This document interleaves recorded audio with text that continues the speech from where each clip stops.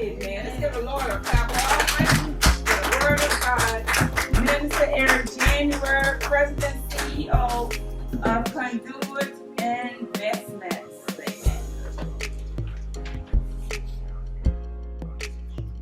Amen. And the thing that I want to talk about and why I played that particular song is because we're in the church community and everybody's paying their tithes and offerings, and sometimes you can get involved in things and you can be trying to accomplish something but wondering why you're not accomplishing your goal. Anybody ever been here where you're just trying to do something, maybe you're trying to get ahead and you feel like for whatever reason I'm just not getting ahead, no matter how hard I try, no how much effort I put into it, no how much I do, it doesn't seem like I'm gaining any traction. You can feel like you're on a treadmill. Yes. Chasing a carrot. And most of us can visualize that because the treadmill, you're just standing in place. You're moving, and you're trying to get someplace, and you're exercising on the treadmill. But with our money, we don't want to just exercise in vain.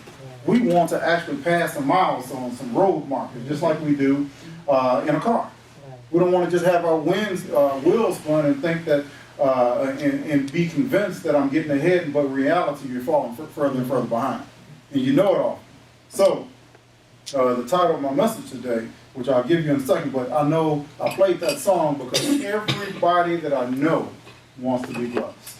I don't know anybody that wants to be cursed. In Deuteronomy, the 28th chapter, the Lord told the children of Israel, and in that 28th chapter, in the first 14 verses, he talked about all of the blessings of God. You'll be blessed. You'll be the head, not the tail, above and not beneath. You'll be blessed in the city. You'll be blessed in the field. He went on to enumerate all sorts of blessings that will overtake you if you obeyed his word. Amen. And then he went on to say what would happen if you didn't obey his word. You're going to be cursed. And it wasn't just 14 of those verses. It was 28 of them. It was double of them. A double. So oftentimes I feel like I know people that pay their tithes and offerings. But yet they feel like they're expecting God. They're getting the $100 line, the $200 line, and give sacrificially. I mean, give things that they know that they are stretching to do because they believe that God is going to bless them. But yet, that blessing doesn't necessarily materialize. Right. They may even slip up and play the lottery. Like, okay, maybe God is going to bless me this way. So let me go out here and give me these tickets. But it doesn't work. You're still in the same position. So you feel like, oh, man, what am I going to do? We keep the faith. That's it.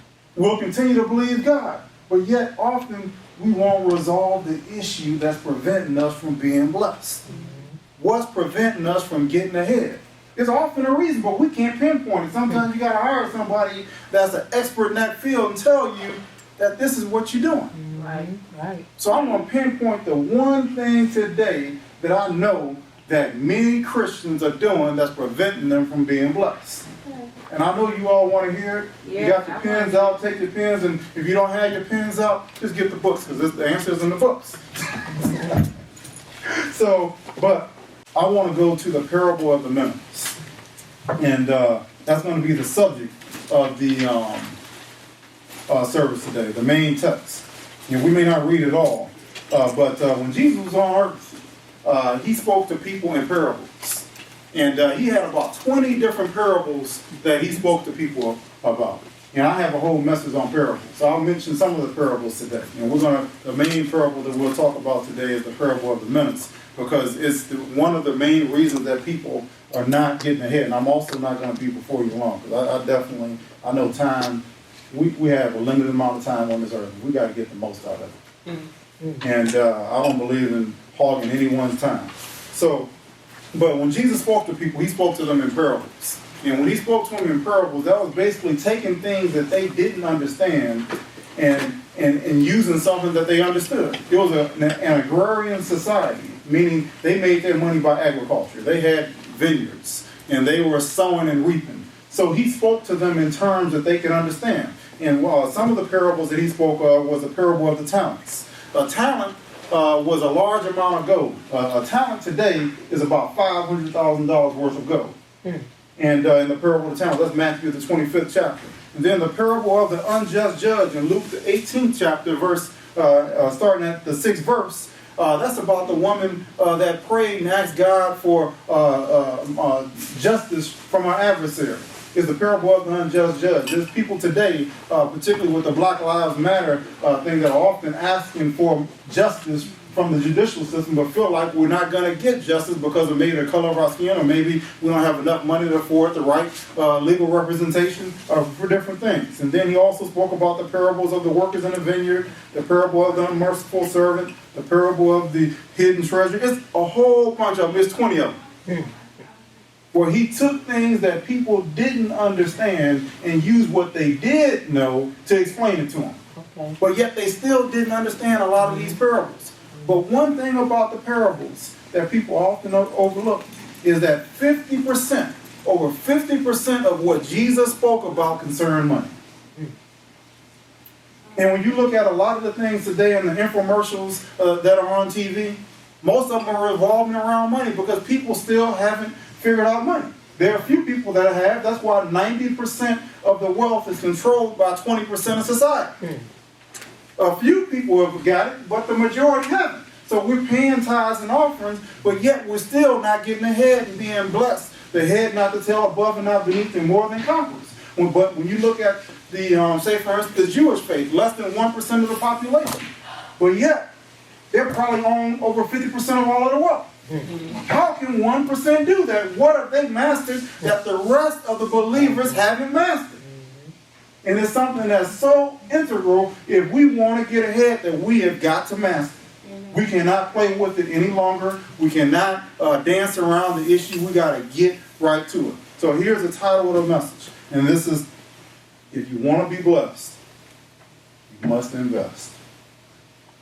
Because that is the issue in African American society. We are great consumers, not just African Americans. We're great consumers. Consumer activity comprises 2/3 of economic activity. It drives all of the jobs that we see in society. And when you go to a mall, don't be surprised to see many African Americans in the mall. And I'm not just speaking to African Americans. I'm really speaking to the haves versus the have-nots, the people that haven't figured out what it is. So consumption is a form of investment. When you buy stuff at Macy's, when you buy stuff at Amazon, when you buy stuff from Microsoft, you're invested in that business.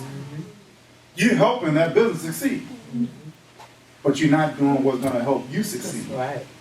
There's a difference between being a consumer investor and an investor in a business. And I talk about being an investor in the books from the perspective of being a proton, neutron, and electron. I break it down on a physical level, and it really explains in a almost a romantic way about being an investor, speculator, or lender. So, but let's look at the parable of the minas. Luke the 19th chapter. And just see that this is not something that I said. This is what Jesus was talking about. The parable of the minas. A mina equals 3 months of wages.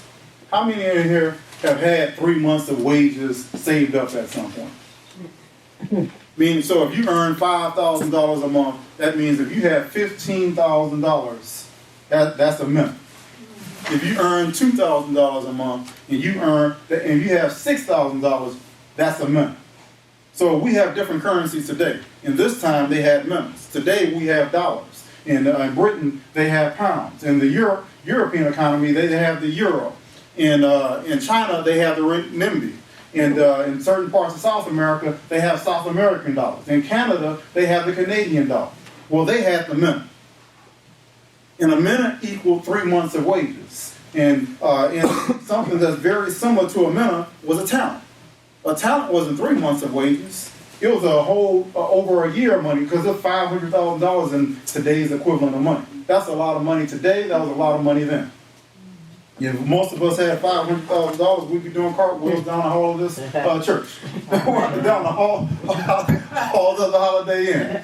We'd be walking on cloud 9, because we know we're blessed. But at that point, we know actually that we're not just believing God to be blessed. We know that we're actually blessed. Mm-hmm. Because we're able to just go to a car dealership if our car breaks down and just buy another. That doesn't mean that we're going to spend the entire $500,000 on a car, but we'll get something that we know we need. Reliable transportation. That's something that's safe. That'll get us from point A to point B. Mm-hmm. Hopefully you won't go out and buy and spend it all on a Rolls Royce Bentley. I'm trying to teach my sons that. So, but the parable of the minas. And here it is, Luke the 19th chapter, starting at the 11th verse. He said, while they were listening to this, he went on to tell them the parable because he was just near Jerusalem and the people thought that the kingdom of God was going to appear at once. And he said, a man of noble birth went to a distant country to have himself appointed king and then returned. So he called 10 of his servants and gave them 10 minas. Remember, a mina equals 3 months of wages. So if you had 3 months of minas, that you got a mina. Put this money to work, he said, until I come back. But his subjects hated him and sent a delegation after him to say, we don't want this man to be king. All he did was tell them, here, I'm giving you 3 months of income. I don't want you to spend it. I want you to go out and invest it. I want you to put it to work.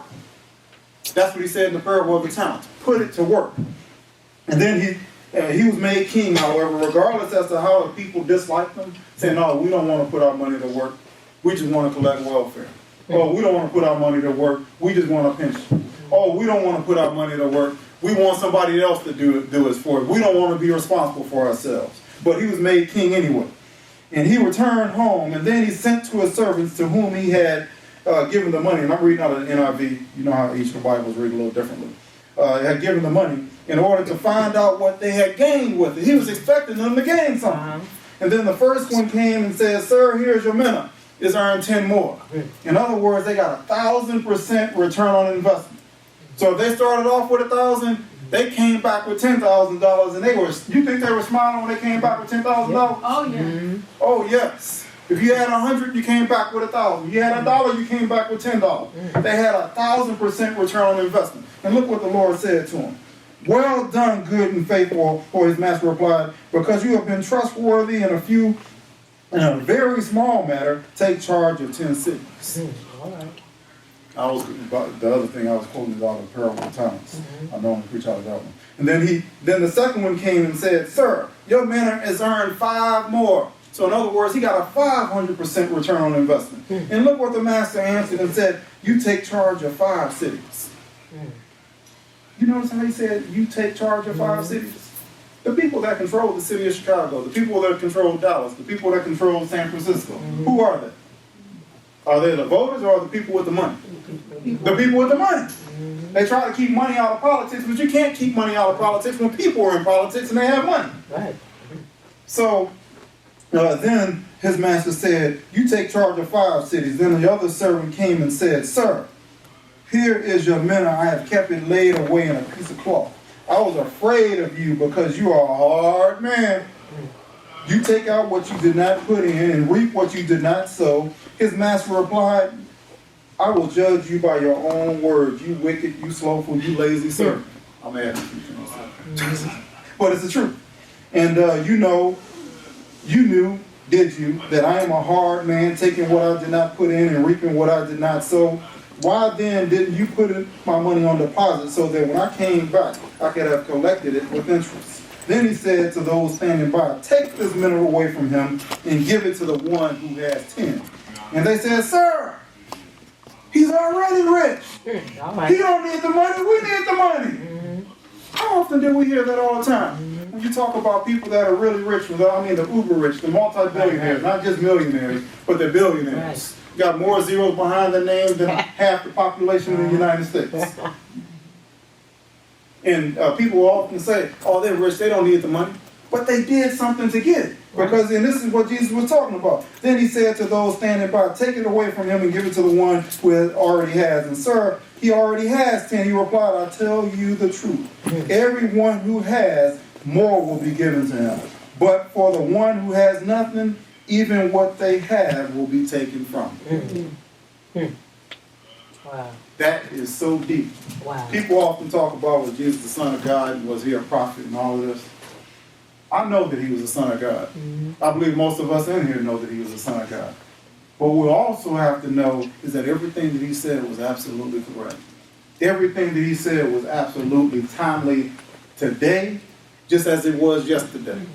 If we want to be blessed, we have to do exactly what Jesus said here. We've got to put our money to work. We can't make excuses and say, oh, I'm going to put my money to work once I have some money. Because you know the reality is, you will never get it until you put the money to work. Right. People are not just going to give it to you. And then another example of that is Isaac. When Isaac was in the land, there was a famine in the land. Nobody could get a job. Food was scarce, and everybody was holding on to their money because there was a famine. And then Isaac was in the tent with Amalek. And then Amalek discovered that Isaac's wife was not just his sister, but it was his wife. And then he told everybody in the country, don't mess with this man or his wife. And if you do, you got to answer to me, and I'm the king. He probably would have cut his head off. It wouldn't have been no trial or jury. He just did it. So they listened to him. But Isaac had that security that, okay, now I can do what my father has taught me. So what did Isaac do? He went and invested in the land. And listen to what happened in Genesis. Isaac planted crops, Genesis 26, verse 12, if you want to reference it. It said, Isaac planted crops in the land, and the same year reaped 100-fold, because the Lord blessed him. The man became rich, and his wealth continued to grow until he became very wealthy.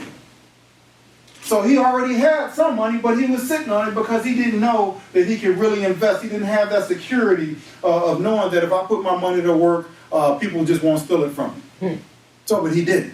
And he went and sold the land and blessed. If we want to be blessed, we have got to invest. And then it says, in Ecclesiastes 11:1, he said, it says, Solomon, cast your bread upon the waters, for thou shalt find it after many days. That's the King James Version. But here it is in the New Living Translation. Send your grain across the seas, and in time, profits will flow back to you. So in other words, you've got to invest. In Ecclesiastes 11:4, it says, he that observeth the wind shall not sow, and he that regardeth the clouds shall not reap. If you want to invest, if you want to be blessed, you've got to invest. And then at Ecclesiastes 11:6, it says, in the morning sow your seed, and in the evening withhold not thine hand, for thou knowest not whether this shall prosper, either this or that, or whether they both alike will do good. If we want to be blessed, we have got to invest. There's no way around it. Hello, this is Eric O. January, CPA. Thank you so much for tuning in. And now that you know one of the secrets that if you want to be blessed, you got to invest, I want to encourage you to do something. I want to encourage you to pause, pump the brakes before you put any money to work, before you buy a stock, before you buy a bond, before you invest in real estate, before you buy an annuity. I want you to learn something, because it's not just enough to invest. Too many people have been enthusiastic about investing and they go out and buy the wrong thing, participate in a Ponzi scheme, end up overpaying for an investment. Well, I want you to learn some things that's going to help you maximize your returns on investment while minimizing your risk, because you need to know what your investment options are. They're not just retail investments, stocks, bonds, and mutual funds, and neither are they just real estate. You need to learn what your investment options are. I teach that in my courses. Also, you need to learn how to value investments. People are taught to just dollar cost average because you can't time the up and down swings of the stock market. Well, my courses teach you how to beat the stock market. And then finally, you need to learn how to manage risk. Don't let your apprehension and fear of investing just drive you into the hands of an insurer and overpaying for an annuity. And then because you don't want to lose money and you want to get the maximum return on investment. And that's what my webinars offer. So do yourself a favor and invest in yourself before you invest in anyone else. Learn what you need to know to be a success at investing. And you'll get that at conduitadvisors.com. Sign up for the webinars, and these webinars will enrich you, they will empower you, they will help you accomplish your goals and avoid losing money. Thank you so much for tuning in.